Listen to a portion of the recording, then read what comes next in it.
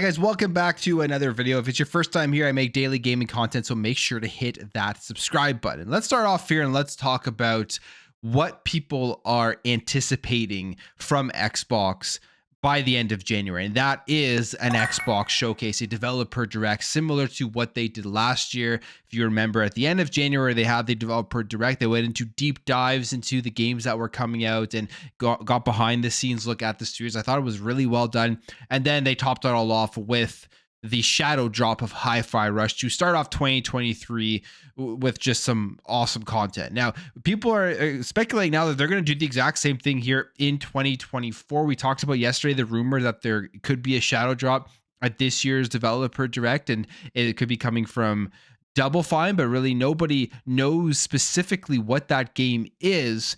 And there's some more information coming out that it could be the game Kiln. So first of all, Double Fine tweets this out. They talk about how it's the new year. They've been having meetings and stuff, and they say there are cool things in store that we'll share when we're ready. Between that and our plans for our 25th anniversary shenanigans, there's a ton of fun on the way.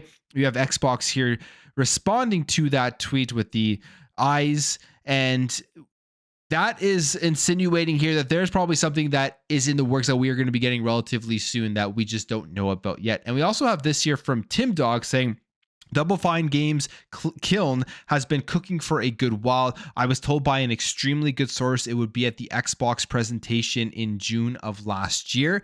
Much like South of Midnight in 2022, it could have been a cut and indeed something we see at the Dev Direct Shadow Drop or not. This is a benefit of the 35 studios with a clear direction to many games. So there is a lot of speculation here about the Kiln game that Double Fine is working on, that is going to be the shadow drop that we do get this year. There is a little bit of information out there that they are working on multiple games at Double Fine. And if we go over here to Double Fine's website, we can see here that they say it is a multiplayer team-based brawler by Derek Brand with a focus on creating unique player sculpted characters featuring crazy physics-based animation and destruction. In Kiln, you play as a mountain spirit, supernatural beings forever at war on the summit.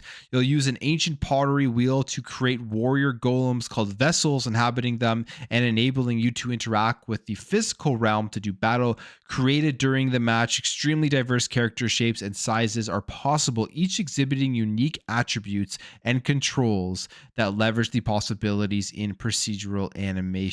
Now, this here, they say, is published from April 4th, 2017. It's a pitch.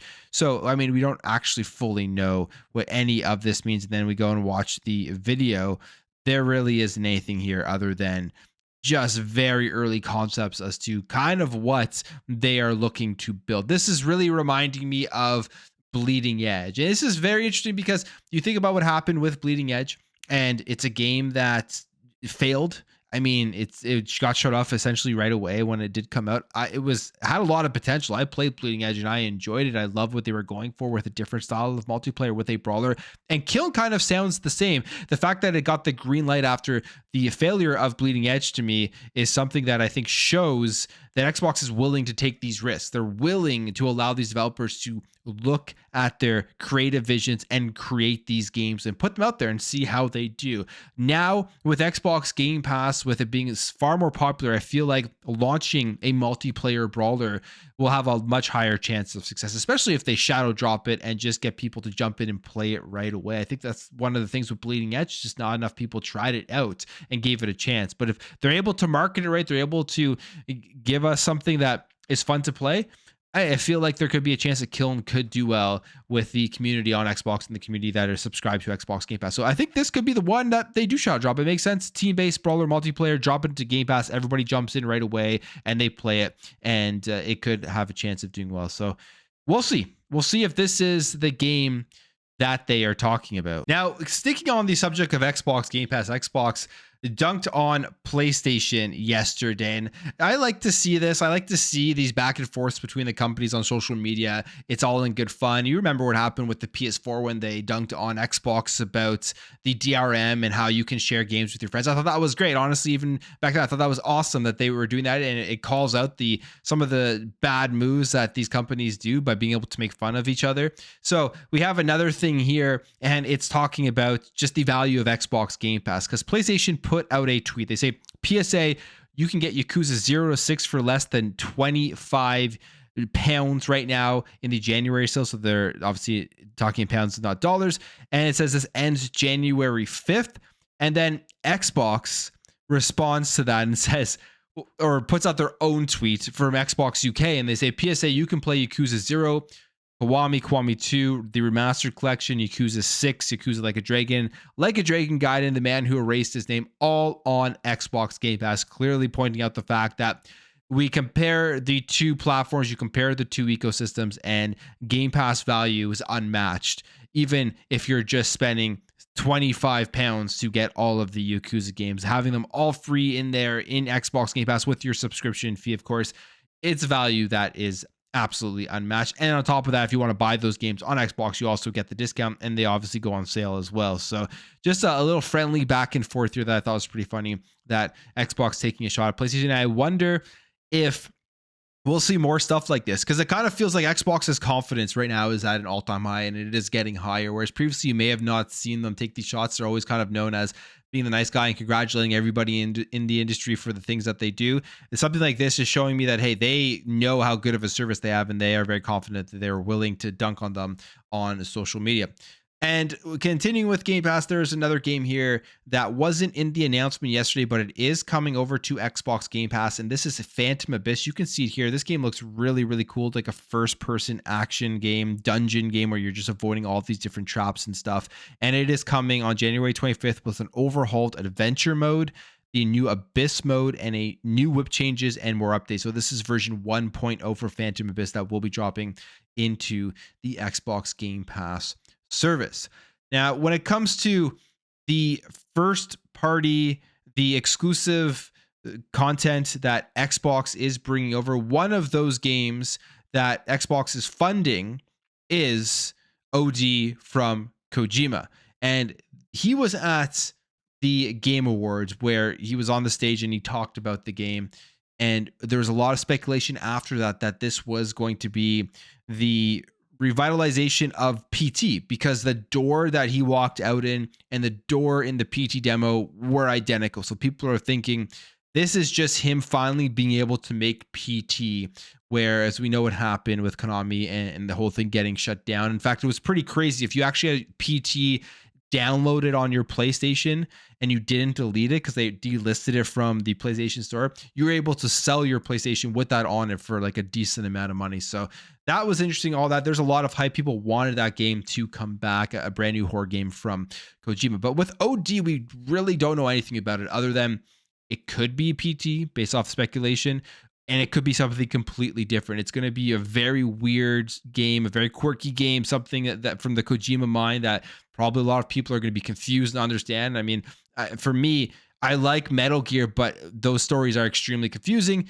I very much dislike Death Stranding, and I feel like because he's always trying to do something just completely different at times, to me, it's a miss. Death Stranding to me was a miss of a game in terms of a video game. I thought it was very, very boring.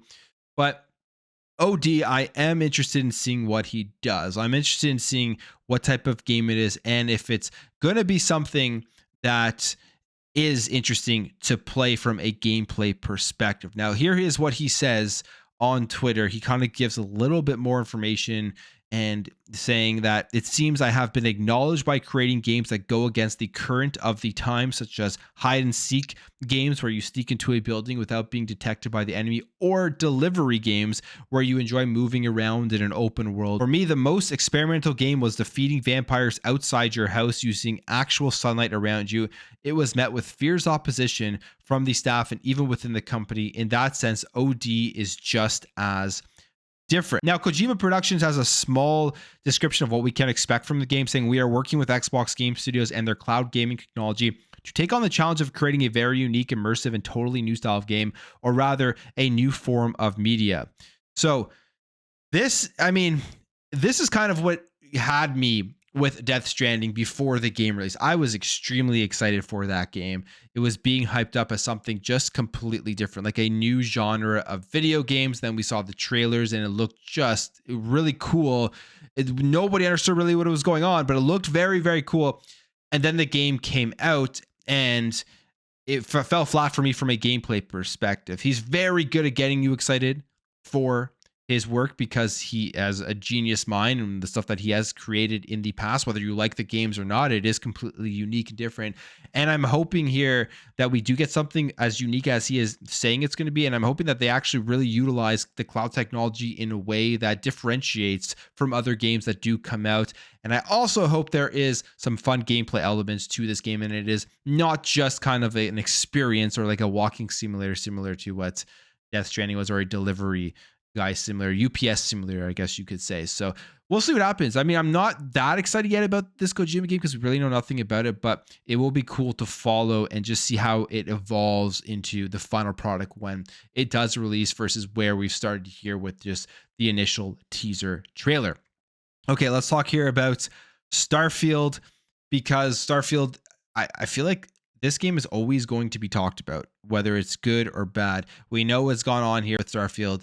We know that people really enjoyed this game. At the start, it was critically acclaimed. And then as months later, there was a lot of negative news coming out about it, with the negative reviews on Steam, with the articles coming out that the player base was falling off, which makes no sense because it's a single player game. So it's kind of what you would expect, like 3 months out after the release.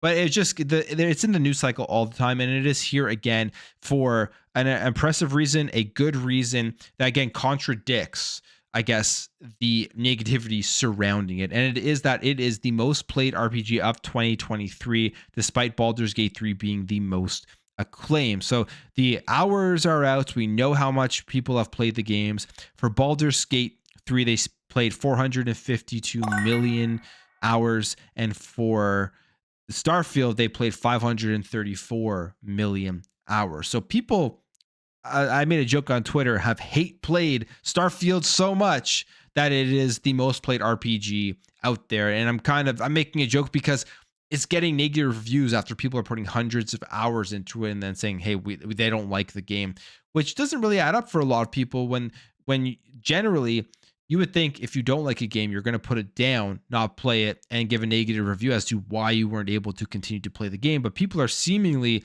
playing the game for hundreds of hours or just a long time, and then still giving it a negative review, which is an interesting phenomenon that we will see if that continues and if people still continue to give negative reviews after playing all of these hours. And let's jump over here. Let's talk about gaming handhelds, because gaming handhelds are continuing to come out.